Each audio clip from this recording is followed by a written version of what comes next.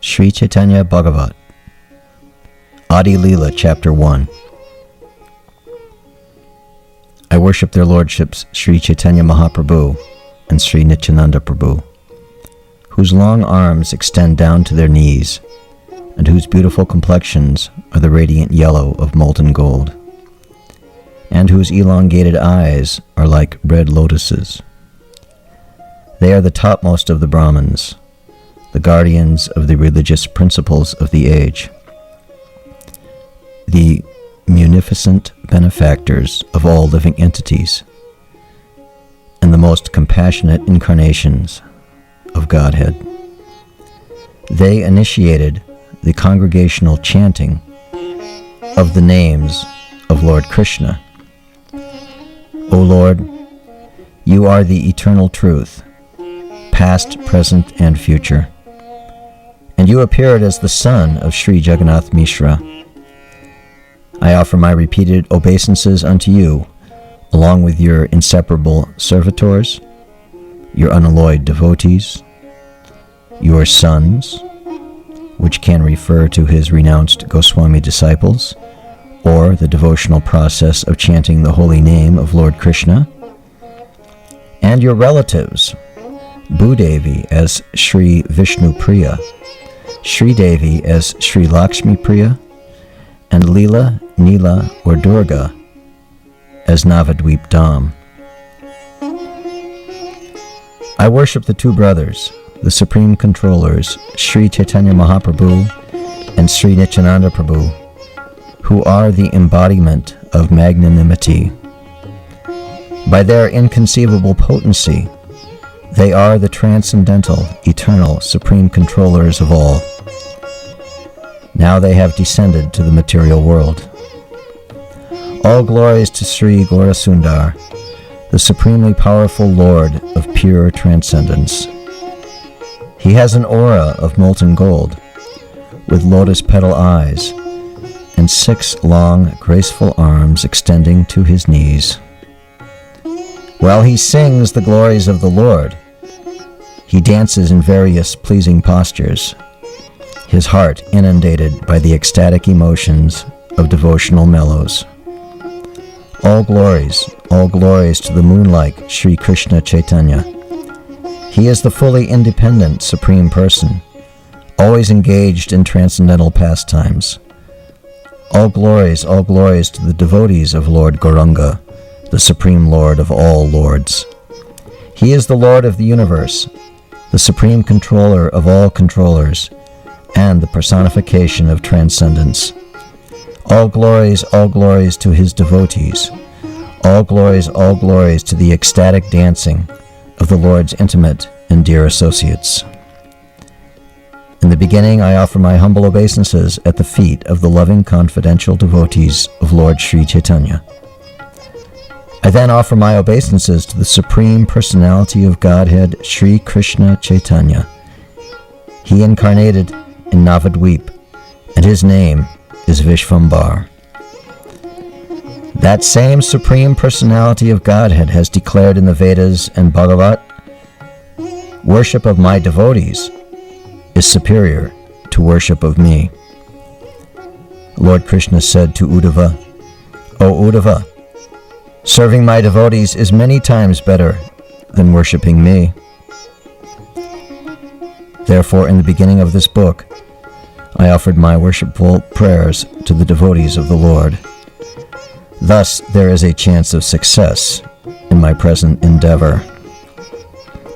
I offer my respectful obeisances to my worshipable Lord and spiritual master, Sri Nityananda Roy, by whose mercy the transcendental pastimes of Lord Sri Chaitanya become spontaneously manifest. We should glorify the Supreme Lord Balaram incessantly with 1,000 tongues, for his 1,000 mouths are engaged constantly in praising Lord Krishna. Just as priceless gems are kept in secure custody, so also the invaluable jewel of knowledge of Lord Krishna's pastimes is kept safely in the mouth of Lord Anantadev. Therefore, the mouth that first glorifies Lord Balaram can automatically vibrate the transcendental pastime of Lord Sri Chaitanya. The Supreme Lord Haladhar holds his 1,000 hoods like snakes. He is a gigantic figure and the source of all inspiration. As Lord Nityananda, he is fully transcendental and eternally existent, intoxicated by the nectar of Lord Sri Chaitanya. Whoever sings or hears about Nityananda's supramundane character is offered the supreme shelter of Lord Chaitanya. Lord Mahesh and his consort Parvati Devi take great pleasure in eulogizing their object of love, Lord Sankarshan, Nityananda Prabhu. Their tongues pour out nectarian devotional hymns.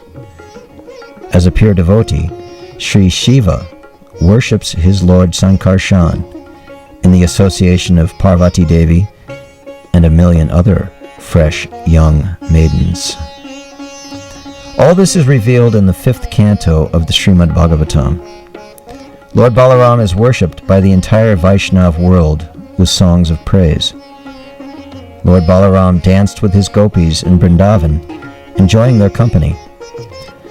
Their rasa dance is the pinnacle of sublimity. The Puranas describe that Lord Balaram performed his rasa dance pastime for the 2 months of spring, Madhava and Madhu.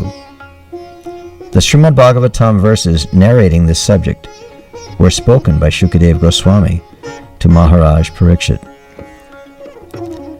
Lord Balaram spent the moonlit nights of the months of Vaishakha and Chaitra in the supramundane abode of Vrindavan, in the company of the cowherd damsels, increasing their conjugal love. The place was set aglow with the rays of the moon. The lotus and kadamba flowers bloomed freely by the influence of the moon's rays, and the soft breeze plundered their scent. In the groves on the bank of the Yamuna, surrounded by the gopis, Lord Balaram enjoyed the dance. The Supreme Lord Balaram, like a priceless, exquisite gem, decorated by the circle of the gopis, performed pleasurable pastimes with them, acting like Lord Indra's elephant, Airavata, the king of the she-elephants. The Gandharvas offered their prayers. The sound of the kettle drums rose from the heavens. The demigods joyously showered flowers upon them, and the Gandharvas and sages worshipped the Supreme Lord Balaram with verses praising his heroism.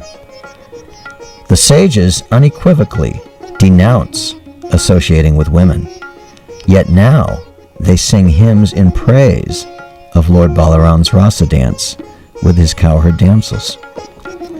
The demigods attended Lord Balaram's rasa dance to shower flower petals. They knew that there was no difference between Lord Krishna and Lord Balaram Haladhar. The transcendental qualities of Lord Balaram are obscure in the 4 Vedas, but the Puranas describe them boldly. What power do I have to describe them? Due to ignorance, some ignore the Puranas and reject Lord Balaram's rasa dance as unauthentic. The 2 brothers, Lord Krishna and Balaram, performed the rasa dance with the gopis in the same place in Vrindavan. On the radiant, holy full moon night, immediately at the end of Shivaratri Vrata, super-heroic Lord Sri Krishna and Lord Balaram, with their cowherd boyfriends, enjoyed themselves in the midst of the beautiful maidens of Vrindavan. They were both pleasingly decorated with the finest jewelry, sandalwood pulp, wild flower garlands, and exquisite clothes. Those greatly fortunate damsels sang sweetly, their hearts enraptured with love for Krishna and Balaram. Evening had not set in. The moon and the stars appeared. The fragrance of the Arabian jasmine intoxicated the bumblebees, and a light breeze carried the aromas of white lilies and lotus flowers. Lord Krishna and Balaram, considering this very moment to be appropriate, began their pleasurable dalliances. Lord Govinda, Krishna, and Lord Balaram sang together for the pleasure of all living entities, their voices rising and falling melodically. If a person, after reading Srimad-bhagavatam, is not affectionately inclined towards Lord Balaram, then he is rejected by the Supreme Lord Vishnu and his devotees. In the words of Srimad-bhagavatam, a non-believer is a yavana. He is destined to suffer in hell birth after birth. There are others who, like eunuchs, make emotional gesticulations challenging, which scripture describes the rasa dance of Lord Balaram? Who is so sinful that even after reading the scriptures, he does not accept the truth, but misinterprets the real meaning and gives his own distorted meaning? Lord Balaram is the abode of the moon-like Lord Chaitanya's deep affection. Offense at his lotus feet destroys all possibilities for salvation. Lord Balaram, in his incarnation as Lakshman, the younger brother of Lord Ramachandra, enacted the role of the Lord's servitor. Yet, as the Supreme Lord Balaram serves himself in every respect, as a friend and a brother, by fanning him, putting him to sleep, glorifying him with Vedic invocations, and expanding himself as his house, umbrella, attire, jewelry, and seat. O Lord, your direct partial expansion, Lord Shesha, is the source of all the various ingredients for your service in the transcendental realm of Vaikuntha Loka. And he is famous in his manifestations as your residence, bed, throne, shoes, clothes, jewelry, etc. When shall I see you with Lakshmi Devi, seated on the throne of Lord Anantashesh? Lord Anantashesh's partial expansion is the mighty Sri Garuda, whose satisfaction is derived from acting as the Lord's carrier in every pastime. His devotees include Lord Brahma, Lord Shiva, the four Kumaras, Srila Vyasadeva, Sukadev Goswami, Narada Muni, etc. Lord Ananta's glorious qualities are unlimited and not fully known to everyone. He is the original personality, the greatest mystic, the Supreme Lord, and the greatest devotee of the Vaishnavas. Thus far you have heard about Lord Shesha's wonderful mood of service. Now hear about his great opulence. He is enthroned in the lower planetary system of Patala as his own source and repose. He is worshipped by all as his 1,000 mouths continually taste the full nectar of love of Godhead. In the court of Lord Brahma, Narada Muni plays on his veena, and with well-composed verses, he sings the wonderful glories of Lord Ananta. Is it humanly possible to know the supramundane nature of Lord Sri Anantadev? Just by his glance, he sets in motion the three modes of material nature, which are the cause of this world's creation, maintenance, and annihilation. Although he is one, he supports the entire variegated material cosmic manifestation himself within the pores of his person. He is beginningless and eternal. Who other than Lord Sankarshan is the shelter of persons devoid of all material aspirations? He is the support on which the material world manifests and acts. That Supreme Lord, cause of all causes, being profusely merciful to us, has appeared in his sublime spiritual form. He is the most powerful. In comparison, the lion's power is but an insignificant fraction. He performs pure transcendental pastimes to capture the hearts of his dear devotees. Who other than Lord Sankarshan is the shelter of persons totally indifferent to material progress? That Supreme Lord Sri Anantadev destroys countless sins by manifesting his transcendental form. What more is there to say than this? Just by proper hearing, or by accidental hearing, or by sincerely crying out for help, or even if a degraded person tauntingly utters the name of Lord Sri Ananta, then he is certainly purged and purified. Lord Anantadev's mighty potency is beyond any measure. That Supreme Lord carries on just one of his 1,000 heads the entire universe with all its living entities, mountains and rivers, and it seems like a minute atomic speck. Even if a person acquires 1,000 tongues, how can he describe the power of the omnipotent Supreme Lord? Lord Anantadev is his own shelter and source. He is mighty with unlimited power and strength, yet remaining in the lower planetary system of Rasatala. He holds this gigantic cosmic manifestation with indifferent ease. This material world's creation, maintenance, and annihilation, as well as the three modes of material nature, are activated by his glance. Who can fathom Anantadev's non-dual, transcendental, eternal, and unborn existence?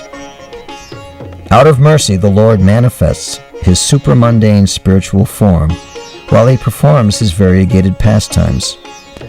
All living entities reside within that transcendental form. The mighty Lord Nrsimhadev represents but a wave in the ocean of the Lord's unlimited pastimes, which satisfy the souls of his devotees. Lord Anantadev's unlimited names, when heard by or chanted by anyone in any manner, immediately sever the noose of innumerable births and deaths. Thus the Vaishnava devotees of the Lord always appreciate those who glorify him. Lord Anantashesh is the supreme destination of the entire universe. His holy name is the only means for the living entity's redemption.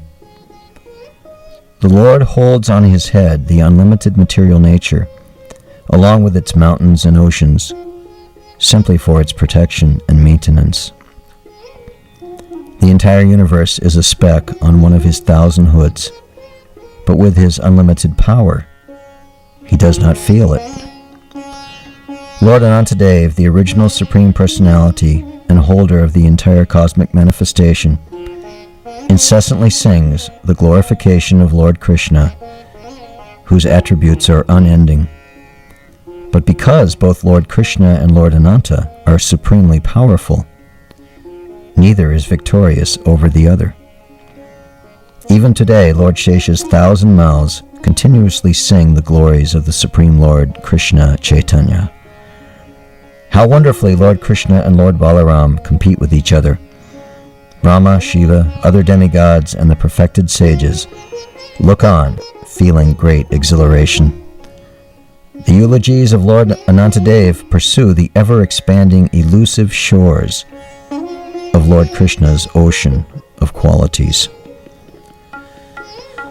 O Narada, I, Brahma, and your elders, Sanak, and other sages cannot even fathom the extent of this material nature, what to speak of knowing the Supreme Lord's spiritual potencies. Lord Anantadev, the origin of all demigods, is unable till today to exhaustively glorify the Supreme Lord's transcendental opulence and potencies with his 1,000 mouths. Therefore, how is it possible for ordinary mortals to know such subject matters? Lord Anantadev, master of unlimited potencies, resides in Rasatal only to support the entire material creation. In the court of Lord Brahma, Narada Muni plays his veena and sings about these very same transcendental qualities of the Supreme Lord. Brahma and others are stunned in ecstasy upon hearing the Supreme Lord's transcendental qualities, and Narada Muni is worshipped by all because he sings about those qualities. I have also been moved to write a few phrases in praise of the unlimited potencies of Lord Nityananda, Anantadev. So I humbly request all of you to develop a loving devotional mood toward the Lord. Those desirous of crossing over the dangerous ocean of material existence, yet drown in the ocean of devotional ecstasy, may take shelter of Lord Nityananda. I pray to the merciful Vaishnava devotees of the Lord to fulfill my heart's yearning, that I may serve my Lord Balaram birth after birth. just as Dvija, Vipra, and Brahma are different names for the same person. Similarly, Nityananda, Ananta, and Balaram are different names for the same Supreme Personality. My Lord Nityananda Prabhu appeared within my heart and instructed me to narrate the transcendental qualities of Sri Chaitanya Mahaprabhu in this book. The pastimes of Sri Chaitanya Mahaprabhu are revealed by Lord Nityananda's mercy only, because his personal expansion, Lord Sesha, is the storehouse of information of Lord Chaitanya and Lord Krishna's pastimes. Although Sri Ananta Shesh is the embodiment of Krishna Kirtan, I have been able to offer only a humble prayer in his honor. Hearing Lord Chaitanya's qualities and pastimes can clean away all material contaminations. Know for certain that such pastimes are revealed only through a pure devotee's grace. For who can know the nature and pastimes of Lord Chaitanya? It is a hidden mystery even in the Vedas.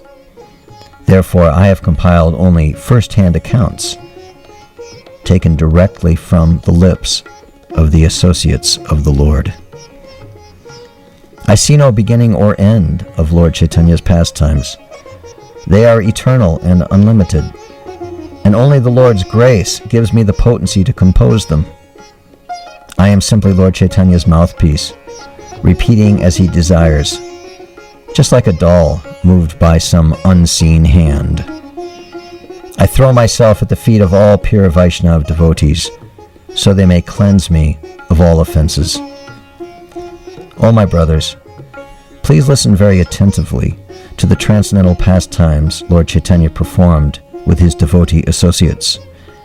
The ecstatic pastimes of Lord Chaitanya have been divided into 3 periods: early, intermediate, and later, Adi, Madhya, and Antya. The early period includes a description of the Lord's education, and the intermediate portion reveals Mahaprabhu's pastimes of congregational chanting. The concluding portion describes the Lord's pastimes as a sannyasi in Nilachala, Orissa.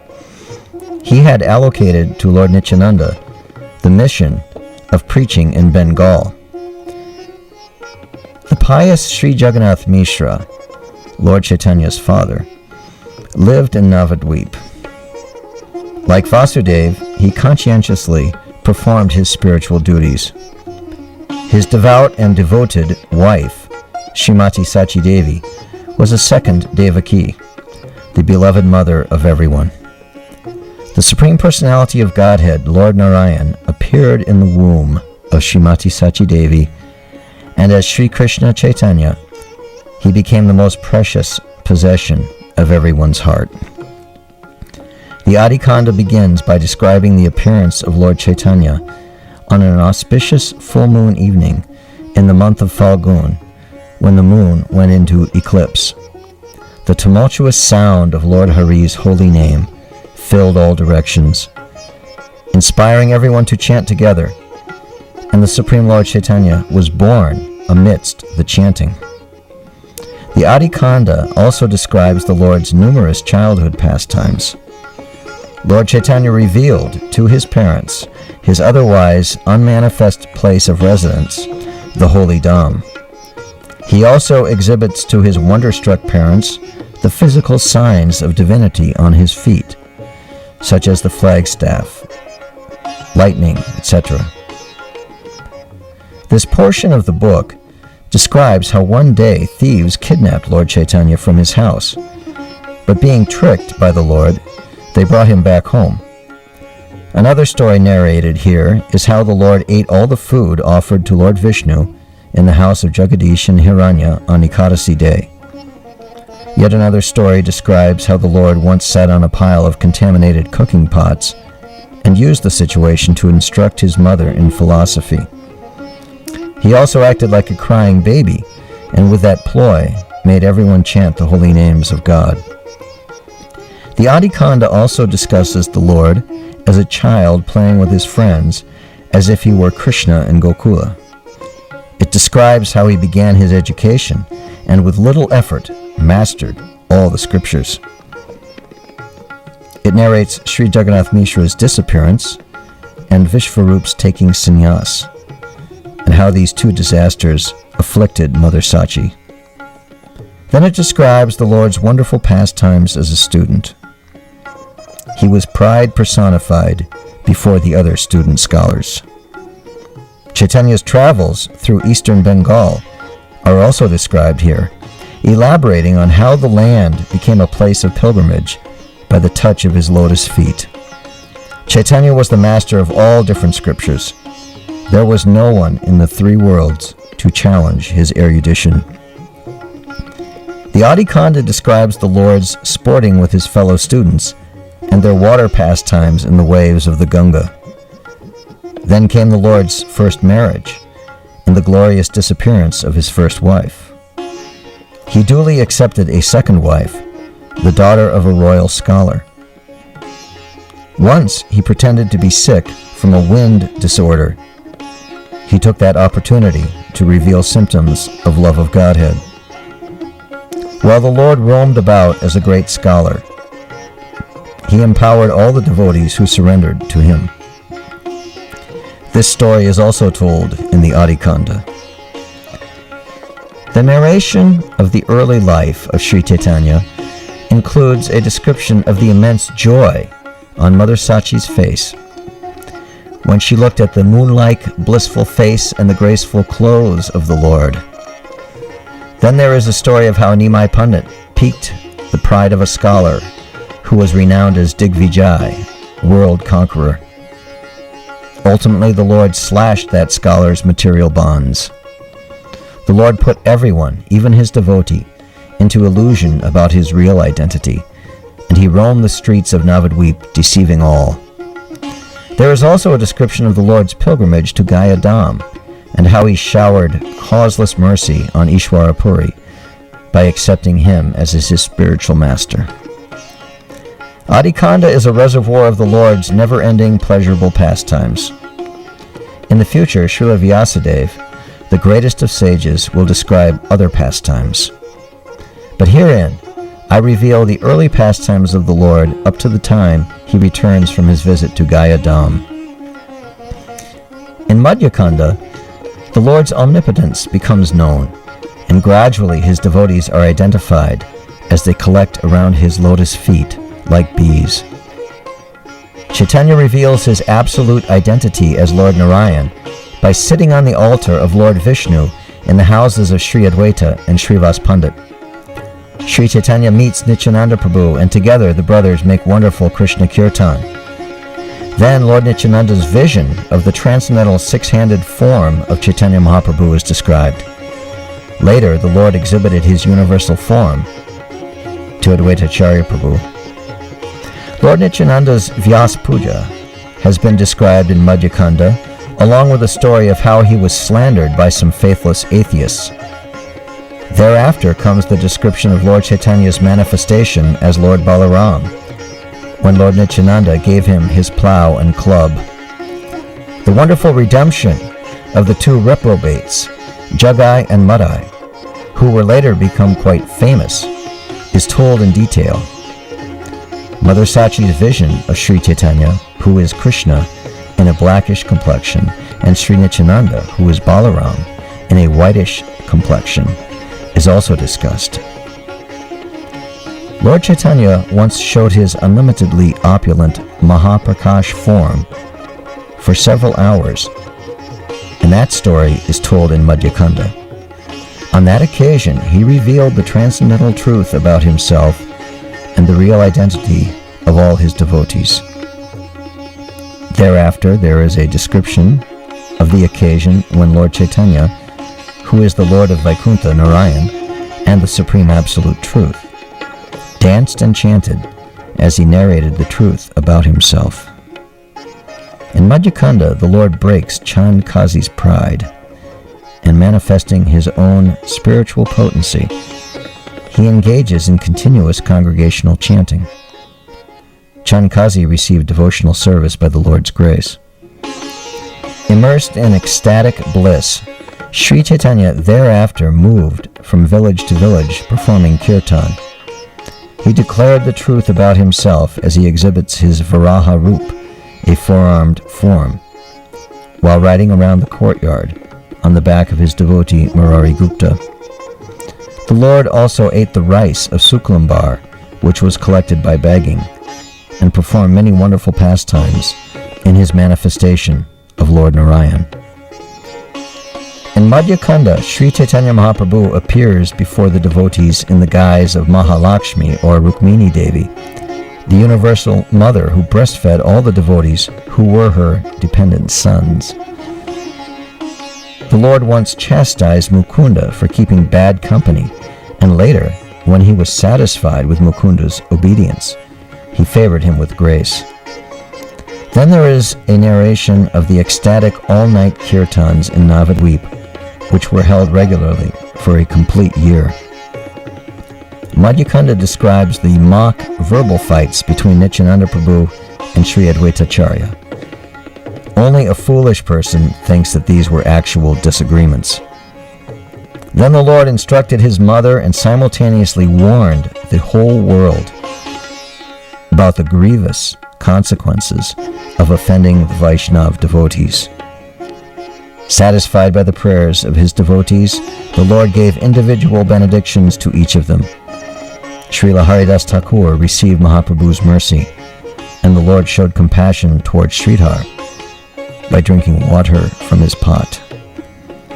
The Lord blissfully performed daily pastimes in the waters of the Ganga with all his devotees. Once he and Nityananda Prabhu visited the house of Advaita Acharya Prabhu for a specific reason. It is described that the Lord heavily chastised Advaita Acharya, but at last he showed immeasurable grace on him. Then the Adi-khanda describes how the extremely fortunate Sri Murari Gupta became enlightened about the true identity of Lord Chaitanya and Lord Nityananda as Krishna and Balaram respectively. Those two supreme personalities danced in ecstasy in the house of Srivas.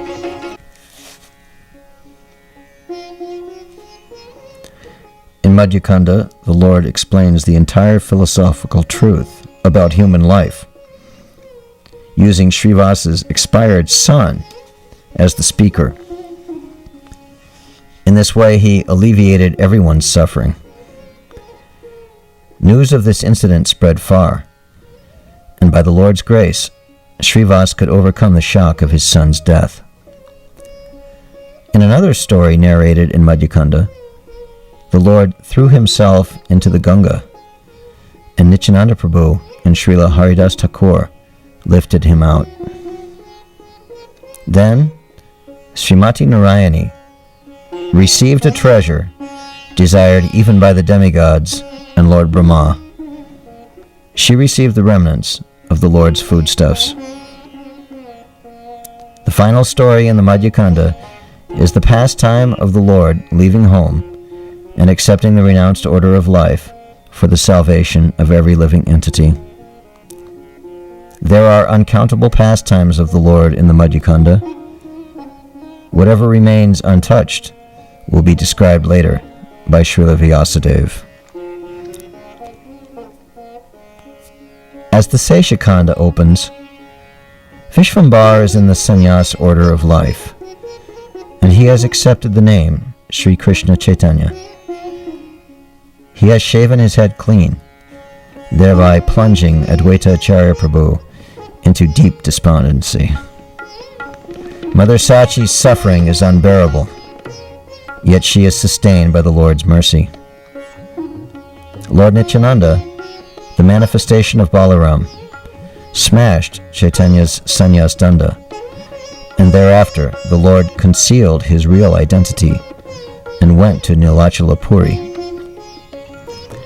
Chaitanya playfully taunted Sarvabhauma Bhattacharya when they first met, but later he exhibited his six-handed form to him. The Lord mercifully graced King Prataparudra with devotional service and lived thereafter in the house of Kashi Mishra. During Chaitanya's stay in Puri, both Swarup Damodar and Paramananda Puri became eligible to confidentially serve the Lord. Seshakanda also describes Chaitanya's trip through Bengal on his way to Mathura and Vrindavan.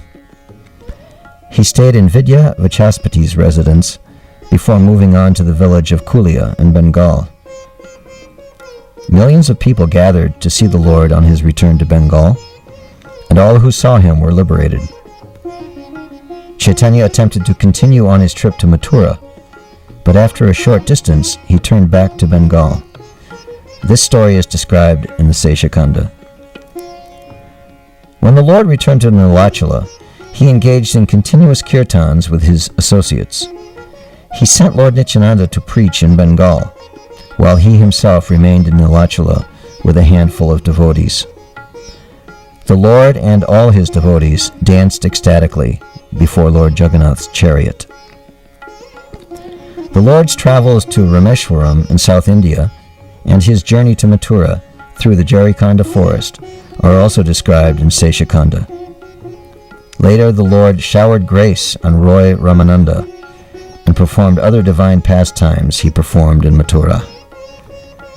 The magnanimous Chaitanya Mahaprabhu also graced Dabir Khas by revealing his identity to him. He liberated Dabir Khas and his brother and renamed them both. They became the famous Rupa Goswami and Sanatan Goswami. In Seshakanda, the Lord's travels to Varanasi are described.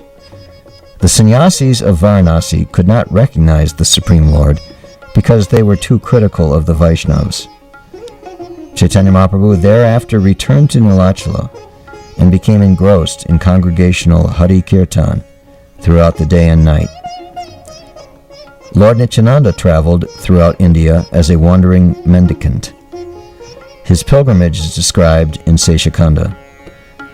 Who can understand Lord Nityananda's unfathomable, transcendental character? He roamed about Mathura with ankle bells on his feet. On Sri Chaitanya's request, he went to Panihati and distributed devotional service, love of God, to everyone.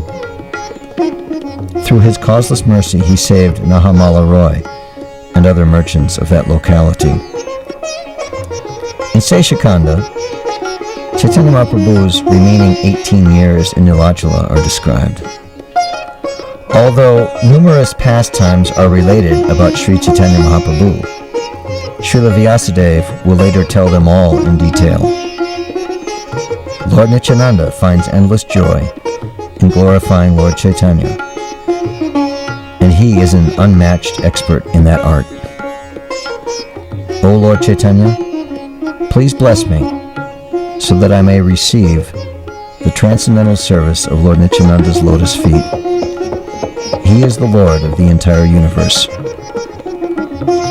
I have narrated in brief the contents of this book at the very outset. All of you, please hear with undivided attention the pastimes of Lord Chaitanya.